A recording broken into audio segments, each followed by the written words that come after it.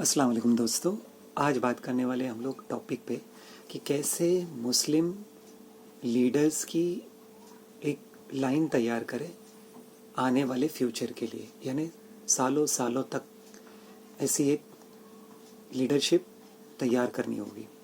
तो अस्सलाम वालेकुम दोस्तों, आज हम बात करेंगे ऐसे हम अपनी कम्युनिटी में नए लीडर्स क्रिएट कर सकते हैं ताकि कोई लीडरशिप वैक्यूम ना रहे और हमारी कम्युनिटी हर चैलेंज का सल्यूशन खुद निकाल सके। और हाँ, हम बात करेंगे करंट लीडर्स के एग्जाम्पल्स के साथ और स्टेप बाय स्टेप प्लान के बारे में। तो चलो सबसे पहले समझ लेते हैं लीडरशिप का रोल इम्पॉर्टेंट कितना होता है।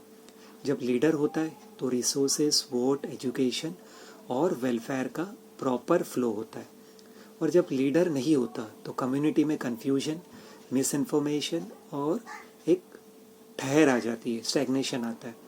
जैसे अभी के मिसाल के करंट लीडर्स कुछ गिने जाए, जैसे असदुद्दीन ओवैसी, वो माइनॉरिटी राइट्स के लिए पार्लियामेंट में आवाज़ उठाते हैं। फिर होते Danish Asad Ansari, welfare programs UP में इम्प्रूव करने के लिए कोशिश कर रहे हैं। Mohammad Azharuddin Telangana minority empowerment policies के लिए कर रहे हैं। सलीम सारंग एजुकेशन रिजर्व के लिए कर रहे हैं। अली अनवर अंसारी पासमानदा की इक्वालिटी के लिए कर रहे हैं। और भी ऐसे बहुत से IUML के लीडर हैं, ओके, और भी बहुत से लीडर हैं। तो ये सब लीडर्स ये बता रहे हैं कि राइट लीडरशिप हर चैलेंज को सॉल्व कर सकती है। तो अभी चलिए हम लोग प्रॉब्लम्स कम्युनिटी में आइडेंटिफाई कैसे करें। तो पहला होता है प्रॉब्लम आइडेंटिफिकेशन। हर लीडर का पहला काम है प्रॉब्लम्स को डिफाइन करना। चाहे वो एजुकेशन गैप हो तो मुस्लिम स्टूडेंट्स क्यों पीछे रह रहे, एम्प्लॉयमेंट और स्किल डेवलपमेंट हो, क्यों हम रोजी रोटी में पीछे हो रहे, वुमेन एम्पावरमेंट और सेफ्टी की है तो क्यों हम लोग हमारे वुमेन एम्पावरमेंट और सेफ्टी में कमी आ रही है, पॉलिटिकल रिप्रेजेंटेशन और वॉइस क्यों हमारे बराबर पॉलिटिकल रिप्रेजेंटेशन नहीं हो रहा है, आवाज़ नहीं उठाई जा रही है, कम्युनल हार्मनी और यूथ इंगेजमेंट क्यों नहीं हो पा रहा है।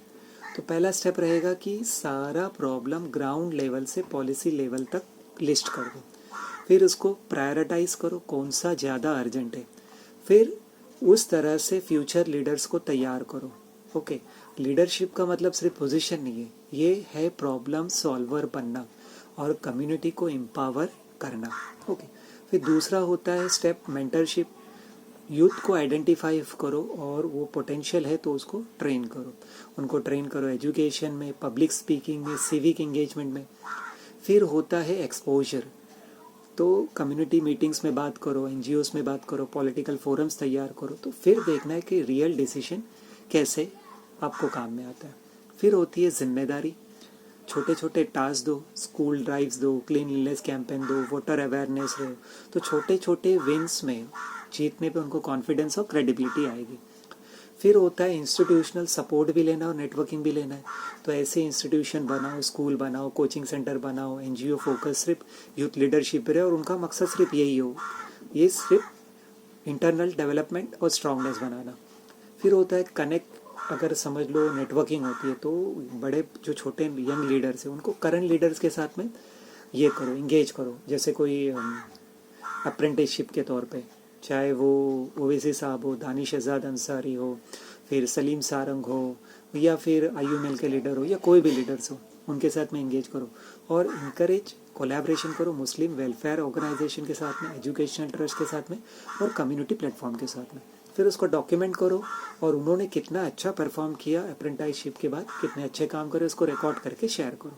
तो ये बाकी यूथ को इंस्पायर करेगा कि लीडरशिप प्रोग्राम्स में ये करें। ओके, अब आता है ट्रेनिंग जो होनी चाहिए, पूरे हर एंगल से होनी चाहिए। हर फ्यूचर लीडर को चाहिए उसमें वो पॉलिटिकल इंटेलिजेंस हो, रीडिंग की पावर हो, गवर्नेंस को समझ सके, सोशल स्किल हो, कम्युनिटी ट्रस्ट हो, लिसनिंग स्किल हो, नेगोशिएशन हो, प्रॉब्लम सॉल्विंग हो, इश्यू को आइडेंटिफाई करे, प्रैक्टिकल सोल्यूशन निकाले, कम्युनिकेशन हो, पब्लिक स्पीकिंग रखे, मीडिया में कैसी बात करे, सोशल मीडिया में कैसी बात करे, और अहम ज़रूरी होता है एथिक्स एंड वैल्यूज़, हमारी इंटीग्रिटी, हमारी ट्रांसपेरेंसी, हमारी जस्टिस। ओके, तो ये 5 स्किल यंग लीडर को प्रिपेयर करेंगे लॉन्ग टर्म प्रॉब्लम जो सॉल्वर बनने के लिए। अब आते हैं सस्टेनेबल लीडरशिप साइकिल। तो इसके लिए पहले आपको करना पड़ेगा मल्टीपल लीडर्स हर एरिया में हो, कि किसी भी एक शख्स पे डिपेंड मत रहो, क्योंकि वो शख्स जाने के बाद वो वैक्यूम बना रहता है। तो मल्टीपल लीडर्स तैयार होते रहने चाहिए।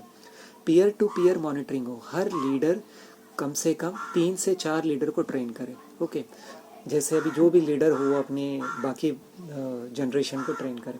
फिर कंटिन्यूस इवैल्यूएशन और सपोर्ट होना चाहिए, उनके प्रोग्रेस, उनके मिस्टेक ट्रैक करो और उनको सही रास्ता बताओ। लीडरशिप नेटवर्क हो, youth leader, city leader, state leaders काम में करें। तो ये सिस्टम इंश्योर करेगा कि कम्युनिटी में वैक्यूम ना हो जब तक दुनिया है। ओके, फिर कॉल टू एक्शन हमारा ये रहेगा कि अगर आपको लगता है हमारी कम्युनिटी को स्ट्रॉन्ग लीडर्स की ज़रूरत है, तो आज से ये स्टेप फॉलो करें।